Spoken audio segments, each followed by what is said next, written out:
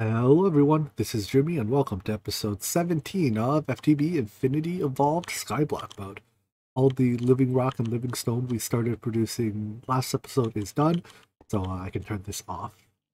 We're turning the lever on. No, turning the lever off turns this off. Alright, another thing to notice is that there's a lot of dead bushes here. All the day blooms have since died off. The mana pools are full, but the day blooms are all dead. So I may as well harvest these dead bushes. I don't know if they're good for anything, but it's, you never know. Looking at JEI, aside from some weird witchery things I've never used before, it doesn't look like there's much that dead bushes are used for. You can make grass very difficultly. Dead bush covers. There we go. That's what I need them for. Anyways, let's get on to our goals for today. So, having set up the Botania systems, I think we're now ready to move on to some of the other magic-y stuff in the pack. We've completed the Botania questline as far as it'll let us go, so now we have to switch over to Thaumcraft. Step 1, make a Thumbnomicon. If memory serves me right, the way you do that is you make a bookshelf, and then you have to make a iron-capped wand of some sort.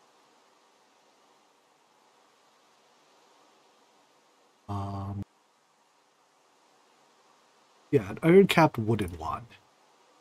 So I believe this is the most basic wand in Thaumcraft, but you're allowed to make this without having, you can make it in a regular crafting table, whereas the higher tier wands require special crafting tables.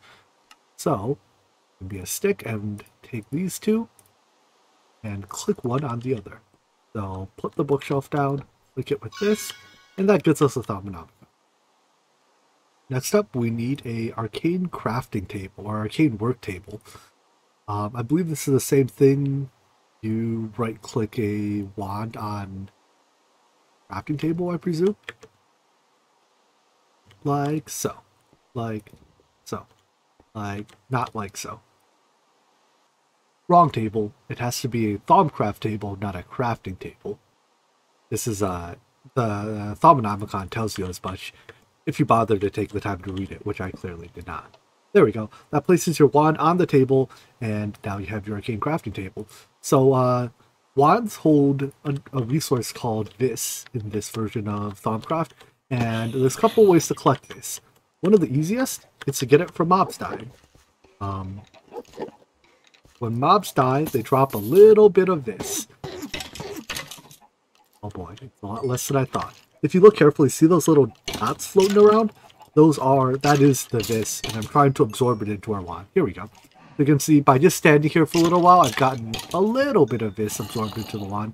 It's the iron capped wand here has a capacity of 25, and that's not very high. It also has a penalty to the crafting cost. Most other wands have a reduction, so it's an improvement, but the iron wand is very bad. Moving on, the quest book has us go and make a witch's oven next.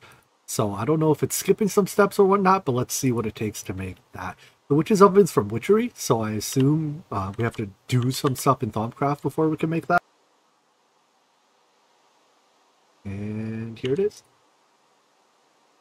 We have to make an alchemical furnace. I guess I have to do some Thaumcraft research to even learn how to make it. Thaumcraft by default does not show you recipes until you have learned how to make things. And we need to make fire crystals. Alright.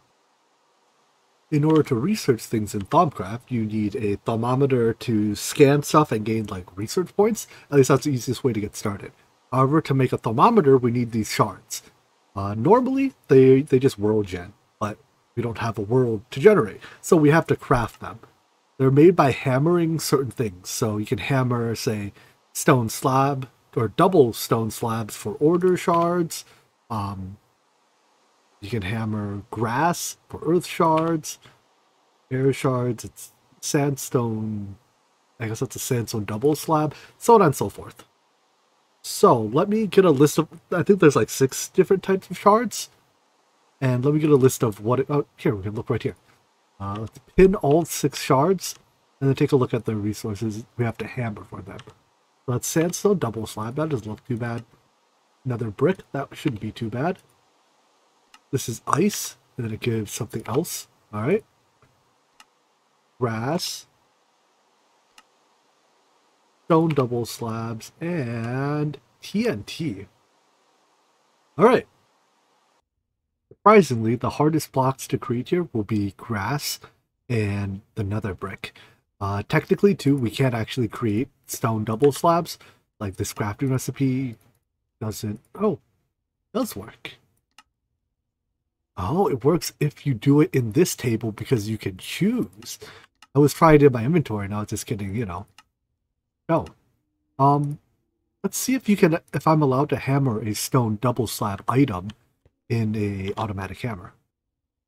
Here's a big moment. So I set up a auto hammer, gave it some extra diamond hammers to make it go extra fast. Looks like it works. Oh, neat. Don't know why I try to start doing a second item. So, I guess that's that taken care of. I can just craft all these into stone double slabs. I assume I can do the same with sandstone. It's nice that logistics tables lets you pick which one you want. No, I don't. I want not that one.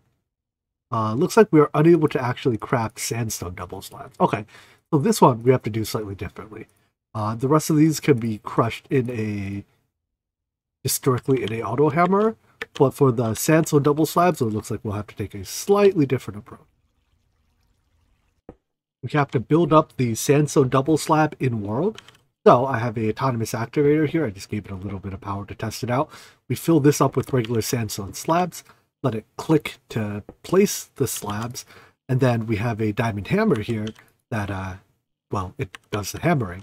And then we have this one on left click to use the hammer, this one on right click to place the slabs. And this is just a automatic hammer, you know, a pseudo automatic hammer for air shards.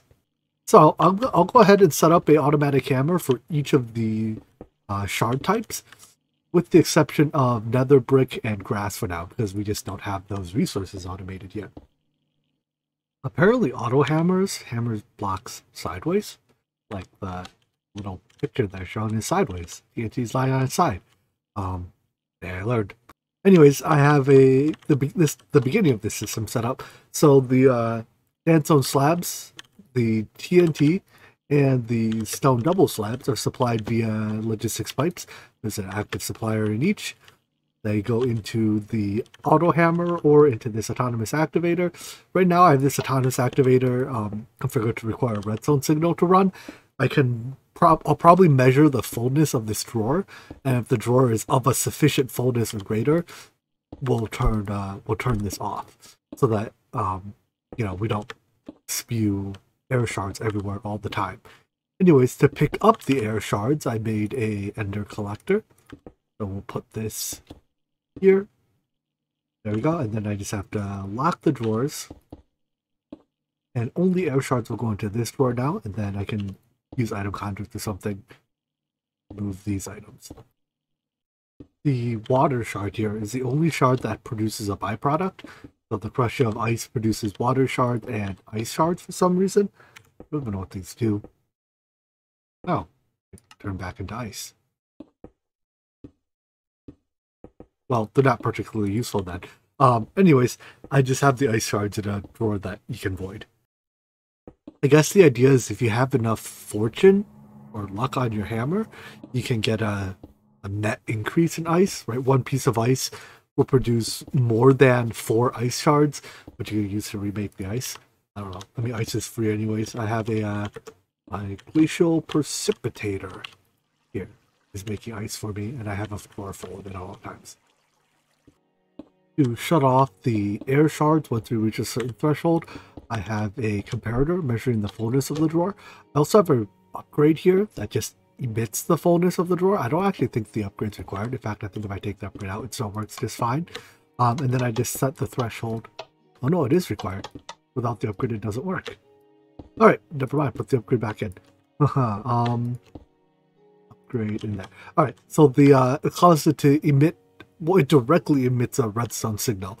But in this case, I'm actually just interested in using the comparator as to compare, not to measure. So I'm comparing the fullness of the drawer to a arbitrary value I set with this potentiometer. And above, if they have the potentiometer set higher, say at 11 here, right at 11/15 full, the redstone signal will be allowed through, which will turn off this autonomous activator, which is set to redstone control enabled on low redstone signal. So when the drawer gets filled up, this shuts off. 4 of 6 shards completely done. Moving on then, let's do the remaining 2. I think nether brick is probably easier to make. So to make nether brick, we obviously need nether brick from some nether rack, which easiest way is probably to, not this one, put redstone into a barrel of lava. So it's very similar to what we're doing to make endstone. In fact, it's the exact same process, except instead of inputting glowstone dust and outputting endstone, you input redstone dust and output netherrack. I took this opportunity not just to clone the glowstone into endstone builder, but to also hook it all up to logistics pipe system. So now all the glowstone is provided via an active supplier. All the redstone, likewise, is supplied. And the products are provided by provider modules to the network. So now I can access my endstone and netherrack from anywhere. We'll be using a lot of this netherrack to make fire crystals, and we'll be using endstone, I'm sure, all over the place down the line as well. So, server backup started. And anyways, now here's netherrack. We just need to put a recipe in our furnace here, electric furnace, to turn netherrack into nether brick. Yes, like this. One netherrack makes one nether brick. Slip this in here, and then we can put a crafting recipe in that can, just 2x2 crafts nether brick into. They're both called nether brick. I guess they are. Crafts nether brick into nether brick. You know what I mean. And then an active supplier here provides the nether brick blocks to the auto hammer, which hammers them into shards. Lock the door. Alright, that's fire shards taken care of. Now this process runs very quickly as long as we have lava. Unfortunately, our lava bank is about to run out. So once our lava bank runs out, this process slows down. But on the other hand, once we have our 2,000 shards in the drawer, we don't consume them all that quickly. Yeah, so it looks like air shards are currently in the lead. I think this system hammers faster than these do, at least when I don't have like the extra hammers in them. Alright, so all that's left is grass. Grass is a bit difficult because, we have to hammer exactly exactly a grass block to make it, to get earth shards. How many do we get per? Is it 1? Yeah. But as you can see, the grass block itself doesn't actually have a crafting recipe. I think the easiest way to do it is to use dirt. Place a dirt block next to a grass block. Let the grass spread to the dirt, and then hammer the dirt. Of course, in order for the system to work, we need dirt. So I propose we make a rod of the lands as a way of making dirt. This just consumes a little bit of botania mana to make dirt. So we need a Rune of Earth to do so. Let's pin this. This requires, let's see, mana steel, stone, coal, a mushroom, and an earth shard. So let's, I guess I have to make 1 earth shard first. To get us started then, I'll just hammer some of this grass in our in our mob farm here. I think there's nothing underneath it. Yeah. So I just have to make sure to actually catch the shard. That one. No, I did catch it. I'd also want to keep the mobs from falling off. Alright, whatever. 2 pieces is good enough for now. I don't think I've shown the process of creating mana steel yet either. We just throw iron or steel into a mana pool and let it sit there and soak up mana. Suppose I should filter this to only suck up coal, huh? But if you use steel, you use less mana. However, my mana is fully automated, so I don't really care about how much mana I use. Alright, here's 4 stacks of mana steel. Here's our first chance to use the runic altar. So the recipe for Rune of Earth requires these items. I have them all in my inventory. You can either click them onto the altar or just throw them on. And then once you have all the items on the altar, the mana runners start blasting it with some mana. You see there right by the, like right in the center of the screen, the recipe. When the little green sweep fills up, it goes from the X to a checkbox or a check mark, and it tells you to put a piece of living rock on it and then hit it with the wand of the forest. Right click it. And voila, we're done. That produces a handful of runes of earth. 3 of them, apparently. Those runes craft us a Rod of the Lands. Now, the Rod of the Lands cannot just be used as is. It doesn't work. You need some mana in your inventory. So, let's take a look at the recipe for a mana tablet. Ooh, this is not what I expected. I expected it was living rock around a mana diamond. I forgot that this was changed. Can't make this yet, can I? I need a witch's oven or a distillery. Uh-oh. I guess that's just not happening yet. We'll let's leave these earth shards unautomated for now. We'll come back and get back. We'll get back to them later once we have a you know, the proper means actually automating it. 5 of 6 shards being automated isn't half bad. They're now all connected on one drawer system. I have some trims here just connecting it all together, and that's connected to a drawer controller, which is connected to our logistics pipes. So, moving on, I think I need to do some Thaumcraft research now. I hate the Thaumcraft research system in this version of Thaumcraft as much as I do in the 1.10, 1.12 version. So, I'll show you how it works, and then I'll cheat and complete it all with console commands. First, we need to make scribing tools.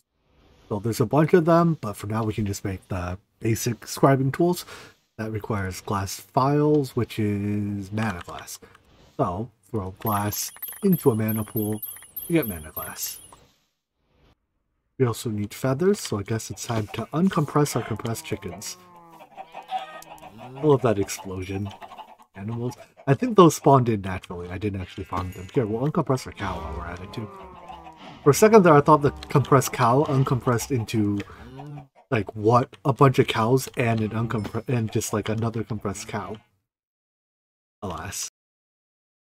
So you need a scribing tools and some paper in your inventory. Then when you open your Thumbnomicon, and you see these glowing tasks, you click it and it puts an item in your inventory, a research note. Then you need to put this on a research table, which I guess I have to craft. If memory serves me right, the research table is crafted by placing a regular Thaumcraft table and then right-clicking scribing tools on it. Maybe it needs 2 tables. Double table? What does it mean? There we go. Guess it's this way, right? Because you want your quill facing you. It's also very laggy for some reason. Anyways, once you have your scribing tools in there, you can place your research notes in here, and a minigame shows up. Although we can't play the minigame yet because we haven't discovered these aspects. So we need a Thumbnomicon to go start scanning stuff. But now that we have shards of some sort, I guess air is the one that's most plentiful. Use those. And make a Thumbnomicon. We can... Does that scan the items in it? To understand this, you need to study things that move. Oh, right. First, you have to discover all the aspects. So starting with the basic aspects, and then working your way up. So you have to study, like... I guess you start from studying, like, fire, right? So let's go scan fire. Somewhere. Sure, I have fire. Maybe I can scan lava? Or water? There we go. Scan water. Scan the... That's a crucible. Let's scan the lava. Lava? No, that doesn't work. Let's take a different approach then to discovering aspects. This requires a fair bit of prior knowledge about the aspects, or I guess just looking it up. But I can put Aqua here and Terra here and merge them. Bam, we've discovered Victus. And And you can do this to discover basically all aspects are made from these 6 fundamental aspects. So by combining them in certain ways, you can research all of them. You can also just like Google the order in which you can scan items to learn everything. So it's like you can, I don't know, can I scan a torch yet? Hey, look, I discovered Lux. And then over time, once you've discovered all the aspects, you can scan any item that has aspects. And if you look at the lower right, you won't get this, to understand this, you need to study XYZ message. You'll just get research points. As I said, I honestly can't be bothered going through this again. I've done it like 10+ times before, and it's no more. Here is a link to a well, I guess it doesn't fit. I'll put it in the description, but it lists all the things you can scan in what order, and they're all pretty basic items to discover all the aspects. I can't be bothered doing that because I've done it before, and it takes like about, I don't know, an hour of running around finding pulling a trap door out of your storage system, and then going to scan an iron ingot, and a chest, and a bowl, and a chicken, of course, and some soul sand, and yada yada yada. Instead, I'm going to use the command. I think this is the command I want to do. This should give me 1 of every aspect, which will also help me, it'll discover them all for me. Success. And now when I look in here, I have 1 of every aspect laid out in a nice, neat page. Like 6 pages that scroll horizontally. All right. Anyways, now that I've discovered all those, when I scan new items, you see, I both discover what aspects that item is made of, and I get those as points. Well, that's a lot of points. But yeah, you can take a little bit of time, go around, scan everything in your base, get some research points. Now that we've discovered all the aspects, let's get back to our little mini game here. The goal is to connect all these together in a spanning tree of some sort. That is, they have to all be touching each other. So the rule is each aspect may only touch something that either it is composed of or is composed from it. So for example, Ordo here, right? If you search at NEI, well, that doesn't tell me. Here it is. Left click it. It says that Ordo is used in these. So Ordo can connect to any of these. Or some like and that's a basic aspect, obviously. For non-basic aspects, like Bestia here, it can connect to Motus, Victus, I don't know what these broken symbols are, but Motus, Victus, or whatever the dinner bone is, Humanus, and whatever the toilet paper is. So, I honestly don't remember the names for these. If you just look for the Thaumcraft NEI plugin, and that kind of displays them all for you, makes it a little easier to search what you're doing. All right, my general idea is to take any starting aspect, or any, anything here, and decompose it towards a basic aspect. So, for example, we have the brain, Cognitio, that's Ignis plus Spiritus. Great. So that means we can put Ignis here. We can drag Ignis in. All right. And then here we have Sensus, which is air plus Spiritus. All right. Let's, again, decompose it to basic aspects. Now, Ignis plus air is Lux? Yes. So here, because I'm intersecting 2 of them, I need to pick something that, touches both. So Lux is Ignis plus air, and thus it is allowed to touch both. Next, I need to somehow connect Lux to Ordo. So, oh boy. Now this is going to test my, let's see. Ordo plus Ignis is Potentia. So let's use that. We'll use Potentia as a gateway here. So I want Ignis here, and then Potentia. Let's see, where is that? Right here. And now it's connected, right? We go Ordo, Potentia, Ignis, and then it branches to Lux, and it branches off here to Ignis to Cognitio, and then to air, and senses. And that's the gist of this minigame. It's legitimately kind of fun the first couple times you do it, but when you're done, you're left with this discovery. So take this and right-click it. Bam. I've now learned a thing. I specifically chose to learn this one, Research Expertise, because it leads to the Deconstruction Table, which is something we want. So, grab our scribing tools. Once again, open up our Thumbnomicon and get a note for that. I will do this one as well. Probably worth having 2 sets of scribing tools. Let's go through this one together, just hopefully so you understand how this minigame works. We have Fabrico here, which is Humanus plus Instrumentium. Which one is easier to get to basics? I think Instrumentium is easy. Yeah. Okay, so we can go Fabrico to Instrumentium to Ordo. I don't even know how this is sorted. Alright. Perdicio and Ordo is something. I know it. It's been a long time since I've done this. Is Circoli, Permutatio. Whoopsies, you can't drag out of, can you? No, you can't. You have to grab it from here. Alright, Permutatio. And then Ordo, I have to get to Brain Power. So we'll go through Lux for that. Oh, can't put Lux there. Wait, what is Brain Power made of? We just went through this. It's Ignis and Spiritus. Alright, we'll grab Ignis. And what is Ignis plus Ordo? Is that something? Potentia, right. I have short-term memory problems, apparently.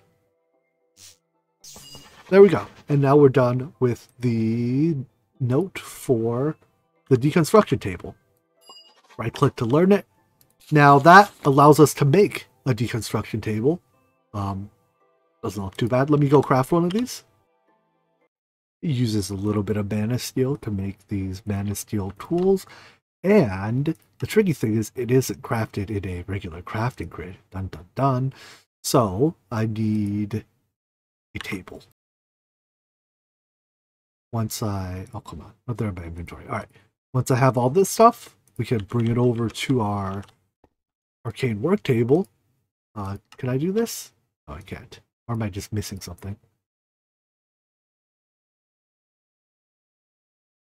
I think this is the recipe, but it says it needs 22 of Perdicio, and I only have 7 in my wand.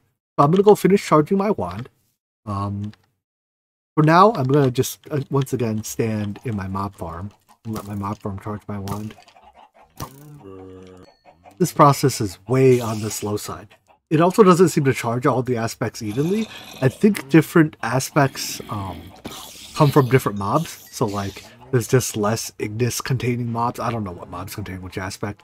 But I'm still waiting to get up to 22 of that last number. Oh, there we go. 22. All right. That's enough. So, now that I have enough aspects, we can do our crafting.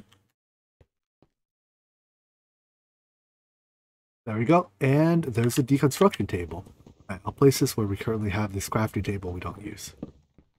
So, into a deconstruction table, if you put items, it deconstructs it and gives you aspects. Then you can come here and left click and get the aspect out. That's it gives you like one of the points you use in the research table. It's just an alternate way of gaining these points as opposed to, you know, scanning one of everything. So what you can do is I prefer to jam crafting tables into here, because if you put crafting tables in here, it gives I think all the different basics can come out of it, and it's very easy to make crafting tables. The deconstruction table also accepts automation. So right now I just have a provider putting crafting tables in here, which get deconstructed. The disadvantage of the deconstruction table is you actually have to click this item every time.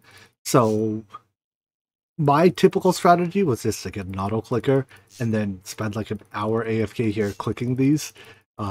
Because if you try to click them by hand, it kind of sucks. It's kind of up to you if you would rather do this or get your aspects by going through your inventories and scanning everything. So, you know, Scan this, scan this. There are advantages to scanning all your items because only after you scan the items does NEI actually tell you what's, like when you search for an aspect, does it tell you what items have that aspect? But this is incredibly boring, as I'm sure you can guess. Unfortunately, you can't scan entire chests at once, or at least it doesn't work on these like storage crates. So you have to scan every item. Are you having fun yet? Because I am. Alright, anyways, enough of that. So, you would eventually do that until you had enough points to do all your research. And like, here's another research note. They get more complicated over time. But once again, now that I think we've gone over the basics and we have the, you know, if you honestly cared, you could do this and get infinite points. It only gives you the basics, but if you need advanced points, just merge them, right? I don't actually know what that makes, but I'm sure it made something because it didn't yell at me. Like, yay, now I have advanced points. And you can keep merging them until you get to the higher tier points that you need.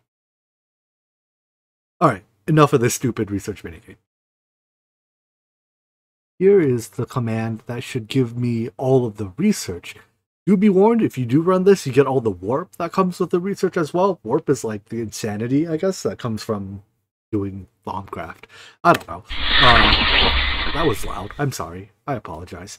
But now we have all the research, and we have all the warp that comes with it. So we're slightly insane. That's alright. Now everything's unlocked, and I can actually view recipes. Such as the recipe for the witch's oven. Before, if we clicked here, right, it didn't do anything. Now it shows me the recipe because we have the appropriate research. Nice. Let's make one of these. I was going to do my usual thing and batch craft a lot of these arcane stone blocks because they're used everywhere. I think they're also the basis for blood magic slates in this pack, but I forgot that they take aspects, of which I do not have infinite of. So, shift clicking that seems to... It lags a bit, but I don't think I actually have this many. Yeah. Anyways, we have some arcane stone blocks, but that did use up all of our vis. Refilling my wand from the mob farm takes forever, so maybe one thing we'll start with tomorrow is setting up a better wand recharging system. Anyways, there's an alchemical furnace, so it's time to make a witch's oven, I think. The rest of the crafting is done just in a standard crafting table. Thank goodness.